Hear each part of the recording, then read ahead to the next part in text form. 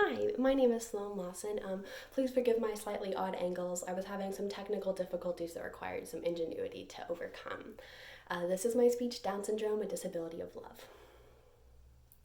Do you ever have an oddly clear memory pop up from your childhood? I have one such memory of a bumper sticker in the parking lot of the mall that read, "My child has more chromosomes than your honor student." Being 8, I didn't remotely understand, but I very clearly remember my mom explaining to me what Down syndrome was, and that every single one of us was different genetically, physically, and mentally, and that this was in fact a good thing that allowed us to learn from each other.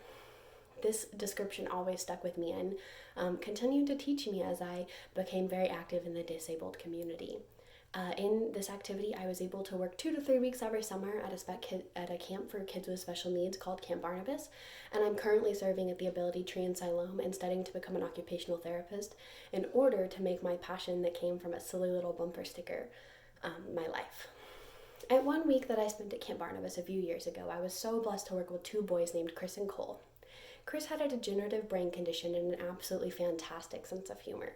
He loved meeting people and spent his week at camp running around and finding as many people to make friends with as he could. Cole had Down syndrome and was an incredibly happy, joyful, energetic person.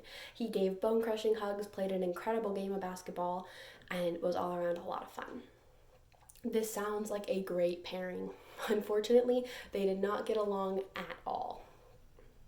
Cole would regularly invite Chris over to play games, to just be friends and to get along with the cabin, but Chris was not interested at all. He thought Cole was way too rambunctious and a little bit annoying. This was a little hard to watch because we didn't want Cole's feelings getting hurt, but that is how it goes, and it's just the way things happen sometimes. We had a great week in spite of it, very separate but a wonderful week. When about halfway through the week, Cole got homesick. He just missed his parents very much and spent a lot of time laying around and crying a little bit and just not being super happy where he was at that moment.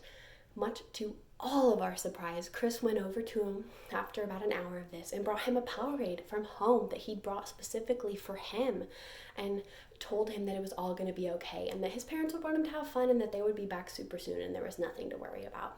He spent hours with him. He would rub his back and just tell him that he had friends here and he didn't need to be lonely. This shocked all of us. Every disabled and normally abled person in that cabin was reminded of the kind of radical love we're meant to employ. Cole loved Chris so deeply that even though Chris didn't like him, he felt that he had to return that love and was taught to return love.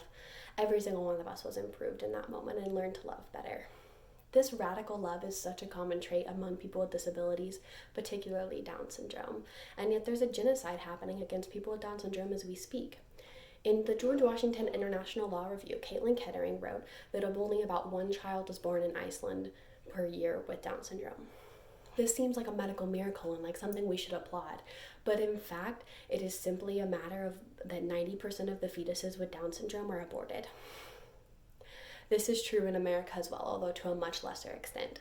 We do have a thriving community, something for which I'm so grateful for, but this community is shrinking as fetuses with Down syndrome are aborted at a much higher rate than others. There is a fight happening against this. In 2019, Senator James Inhofe of Oklahoma introduced Bill 2745 to prohibit discrimination against Down syndrome through abortion. This bill never even left committee, but the fight did not end.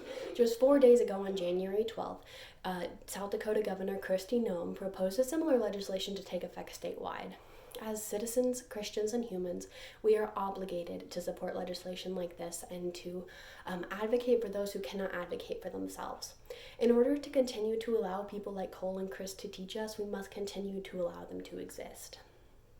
Thanks so much for watching. Have a great day.